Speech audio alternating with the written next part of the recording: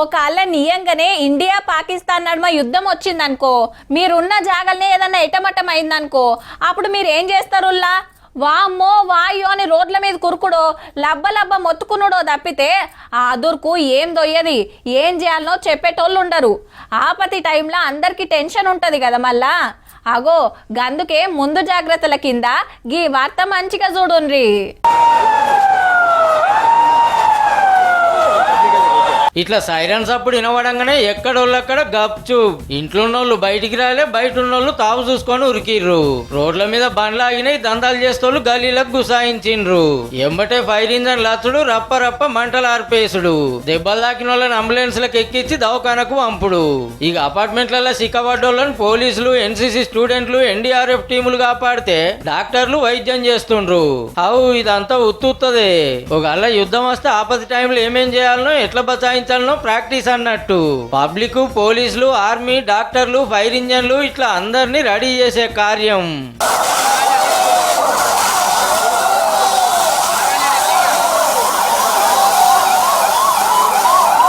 హైదరాబాద్ లో గోల్కొండ, కంచన్బాగ్, సికింద్రాబాద్, మౌలాలి, ఎన్ఎఫ్సీల ఆపరేషన్ అభ్యాస్ పేరు మీద మాపటిలి 4 గంటలకెళ్లి అర్ధగంట సేపు నడిచింది. ఏడేడు ఎట్లుందనేది పోలీస్ టవర్ లో కూకొని చూసిండు సిటీ పెద్ద పోలీస్ ఆనంద్ సారు. 54 సంవత్సరాల తర్వాత ఈ విధంగా సైరన్స్ మోగించడం, ఇటువంటి మాక్ డ్రిల్ చేయడం అనేది జరుగుతుంది కనుక దాంట్లో లోపాలు ఉన్నాయి కొన్ని.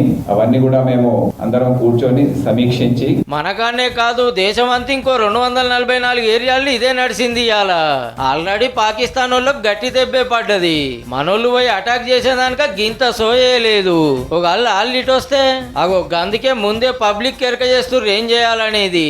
పక్క దేశంకెళ్ళి యుద్ధ విమానం వస్తుందని మన ఆర్మీ కనిపెట్టి ఇట్లా సైరన్ మోగియంగానే ఎక్కడోళ్ళు అక్కడ ఎన్నో కాడ దాచుకోవాలన్నట్టు. బిఎస్ఎఫ్, ఐటీబీపీ, సిఐఎస్ఎఫ్, సిఆర్పి ఈ దళాలకు చెందిన వాళ్ళం తెలంగాణలో ఒక 4-5 వేల మంది ఉన్నాం. సో మమ్మల్ని ఏ పూట పిలిచినా కానీ మేము ఈ యుద్ధంలో పాల్గొనడానికి కథన రంగంలోకి రెడీగా ఉన్నామని. ప్రోగ్రామ్స్ చూసి ప్రజలు కూడా కొంచెం అవగాహన వస్తూ ఉంటది. యాడ్స్ వేసి చూపించి ఇట్లా చేస్తే వాళ్ళకి ధైర్యం అనేది వస్తుంది. 1971 యుద్ధానికి ముంగట సేమ్ ఇట్లనే మాకు డ్రిల్ చేసిర్రట. మళ్ళా ఇన్నేళ్ళకి ఇయ్యాలనే. ఈ లెక్కన చూస్తా అంటే రాత్రి కంటే పెద్దదే ఏదో ఉండేటట్టే ఉంది.